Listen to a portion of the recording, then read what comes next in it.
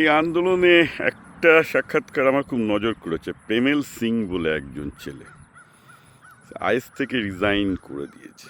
IIT Roorkee ইলেকট্রিক্যালের নাকি topper, 6 বছর is ছিল হরিয়ানা ক্যাডারে। তারপর তার সাক্ষাৎকারটা আমি কেন বলছি, কারণ এই ব্যাপারটা এর আগে আমি বলেছি, তখন আমার এই কথাটা নিয়ে বিতর্ক হয়েছিল। এক্স্যাক্টলি আমি যেটা বলেছিলাম, আমি তো আইএস অফিসার না। অনেকে তখন আইএস অফিসাররা প্রশ্ন করেছেন আপনি এগুলো কীভাবে বলেন। আজকে কিন্তু সেই ছেলেটাই বলছে এই কথা।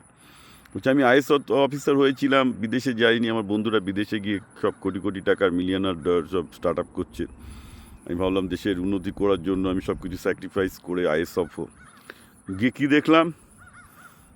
দেখলাম আমার কোনো ক্ষমতাই নেই একজন আইএস অফিসার। আমাকে সবসময় পলিটিশিয়ানদের বুট চাটতে হচ্ছে। শেষ কোন পলিটিশিয়ানদের? অর্ধশিক্ষিত, অশিক্ষিত, মাতাল মেয়ে এসব নিয়ে বসে থাকে, জঘন্য চরিত্রের সব লোকজন, তাদের পা চাটতে হচ্ছে, তাদের খিদ মর্গেরি করতে হচ্ছে।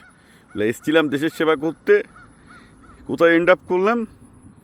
কতগুলো মেদো মাতাল, মানে সবচেয়ে জঘন্যতম লোকগুলো, সেইগুলোই দেশে পলিটিশিয়ান হয়। কারণ ডেমোক্রেসিতে আমি আবার বলেছি, পলিটিশিয়ান কারা হয় এটা গুরু সক্রেটিস 2500 বছর আগে বলে গেছিলেন। এথেন্সের ডেমোক্রেসি 100 বছর চলেছিল তাকে লক্ষ্য করে। যারা মানুষকে মিথ্যা প্রতিশ্রুতি দিয়ে, ভুল পথে পরিচালিত করে, মিথ্যে সুন্দর মিষ্টি কথা বলে মাথা মোড়াতে পারবে, তা মানে কনম্যান যাদেরকে বলে, মানে যারা ঠকবাজ। একটা ঠকবাজের যে চরিত্র হওয়া দরকার, সেই চরিত্র না থাকলে আপনি পলিটিশিয়ান হতে পারবেন। এটা কিন্তু সক্রেটিসের কথা, আমার কথা নয়। তো এই ছেলেটাও তাই বলছে যে আমি গিয়ে কি বুঝলাম যে আইএসএফদের কোনো ক্ষমতাই নেই। আলটিমেটলি তাদেরকে এই পলিটিশিয়ানদের, সেই সব ভ্রষ্টাচারী পলিটিশিয়ানদের পা চাটতে হবে। তারা চুরি করবে, তাদেরকে মেয়ে সাপ্লাই করো, মদ সাপ্লাই করো, এই তো কাজ। বলে যেসব করেছি আমি আমার 6 বছর জীবনে অনেক নষ্ট করেছি, অনেক নিজেকে বুঝিয়েছি।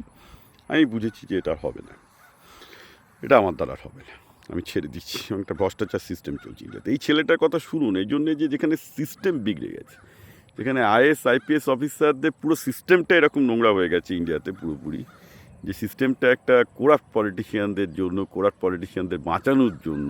আমি বারবার করে বলছি, এবং এই আইপিএস অফিসারদের যে কোরাপ্ট পলিটিশিয়ানদের বাঁচাচ্ছে, এটা কোত্থেকে এসছে? এটা অবভিয়াসলি একটা পলিটিক্যাল সিস্টেম, ভারতের সংবিধান এটা। তো ভারতের সংবিধান যতদিন এরম থাকবে, যেখানে আইপিএস অফিসারদের কাজই হবে হচ্ছে পলিটিশিয়ানদের পাচাটা, পলিটিশিয়ানদের যত দুর্নীতি করবে সেটাকে সাপোর্ট করা, সেটাকে এগিয়ে নিয়ে যায়। আপনার কি মনে হয় ভারতবর্ষে 1000টা ছাত্র আন্দোলন, সিপিএমের জায়গায় কংগ্রেসের জায়গায় তৃণমূলের জায়গায় বিজেপি এসে কোনো সমস্যার সমাধান হবে?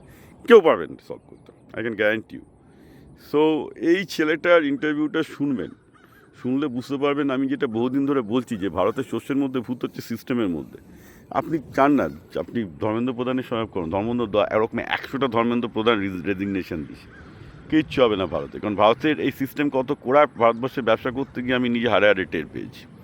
ঠিক আছে, ডিপলি আমি জানি ভারতবর্ষের সিস্টেম কত কোরাপ্ট।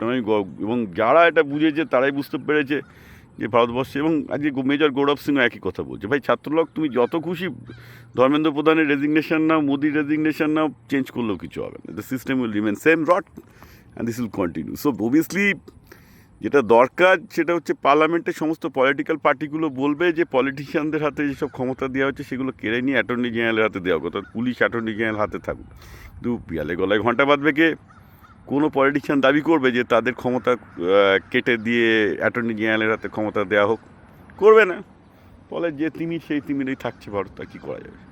আপনারা এইসব আন্দোলন নিয়ে আশাবাদী হতে পারেন, আমি আশাবাদী নই। এই আন্দোলনের ফলে যদি বিজেপির কিছুটা ঘুম ভাঙে ভালো, তারা কিছুটা হয়তো বেটার করবে, but problem will not be solve. Impossible to solve the problem. System যেখানে করাপ্ট, আপনি কিছু করতে পারবেন না।